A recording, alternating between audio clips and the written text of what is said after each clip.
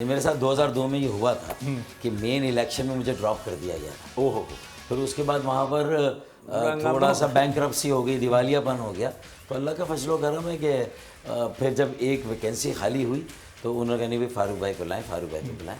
तो मैं जायद भाई मतलब वो कहते हैं ना कि हिसाब मुल्क का ठीक है, क्रिकेट में परफॉर्मेंस अच्छी है लेकिन ओवरऑल कराची की परफॉर्मेंस अच्छी रहेगी कि हिसाब मुल्क का बस इतना सा गोशवारा है।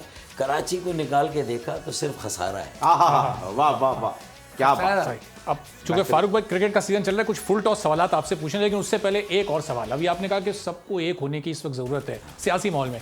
क्रिकेट में भी यूनिटी की बड़ी इंपॉर्टेंस होती है। सबको एक होने की जब आप बात करें, तमाम सियासी जमातें या जो आपकी अपनी सियासी जमात जो इस वक्त हिस्सों और टुकड़ों में बटी हुई दिखाई दे रही है, इसको एक होना या तमाम जमातों को एक होना? नहीं, मतलब अव्वलन तो पहले एमक्यूएम के जो फैक्शंस हैं उनको एक होना, जो हिस्से बखरे हैं वो किसी तरह आपस में जुड़ जाएं। पर चले अगर मतलब ये कि पार्टियों की इतनी ज़्यादा कोई अना है या कोई ईगो है और उसकी वजह से, तो एक ऑब्जेक्टिव तो बना लें, एक लाहेअमल तो बनाएं, एक विजन दें और वे फॉरवर्ड किया है तो पहले वो तय कर लें। उसके बाद बाकी जमातें भी देखें। 3 करोड़ से ज़्यादा आबादी का शहर, इस हकीकत से मेरे ख्याल में कोई जी शऊर शहरी खास व आम कोई इनकार नहीं कर सकता। लेकिन ऑफिशियली कितना ही कम गिन लें, बिल्कुल अंडर काउंट कर लें, अंडर रिप्रेजेंटेशन हो जाए हमारी, अंडर डेवलप हो जाएं, अंडर फंडेड हो जाएं, लेकिन उसके बावजूद भी जो नज़र आ रहा है लोगों को, कराची जिस तरह तूल और अर्ज़ में उसके देखें आबादियाँ बस्तियाँ बनती चली जा रही हैं, तो और फिर इकॉनमी की जो माइग्रेंट हैं जो मईशत के लिए आ रहे हैं उनको भी कहीं ना कहीं से रोज़गार मिल रहा है। लेकिन एक कि अब इस पर जो बोझ जिस तरह का डल रहा है, अगर अब इसकी आबादी को सही ना गिना गया, गैर आइनी कोटा सिस्टम इस पर रखा गया, लोग इसी तरह बेरोज़गार होते रहे,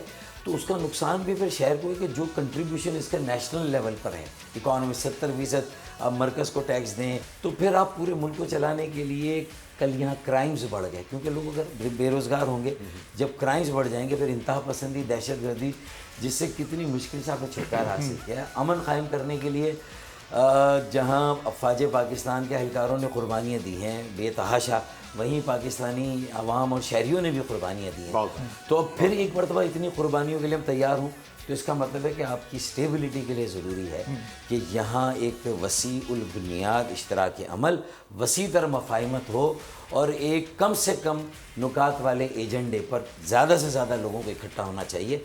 और मैंने प्रपोज़ किया कि आर्टिकल 149(4) में एक कराची अर्बन डेवलपमेंट कमीशन बने और सैकड़ों अरब रुपए हम इंशाल्लाह लेंगे जो मिलेंगे कराची को, तो K4 हो जाएगा पानी का मसला, जो 65 करोड़ गैलन सर्कुलर ट्रेन आपकी अगर आगे चल गई और कचरा उठाने का और निकासी आपका एक अच्छा निज़ाम बन गया, तो फिर आप देखिए क्रिकेट भी कहाँ से कहाँ जाएगी, कराची की तरक्की, और पाकिस्तान 21वीं सदी में नहीं, अब हम 22वीं सदी में जाएंगे। और ये तमाम धड़े एक हो भी गए तो फिर असल कुछ कहना एक चीज़ होनी चाहिए, अमेंडमेंट करनी चाहिए कि कोई भी अगर जो पार्टी से लड़ता है ना, वो कम से कम 2 टेन्योर जो है ना उसी पार्टी में रहना चाहिए।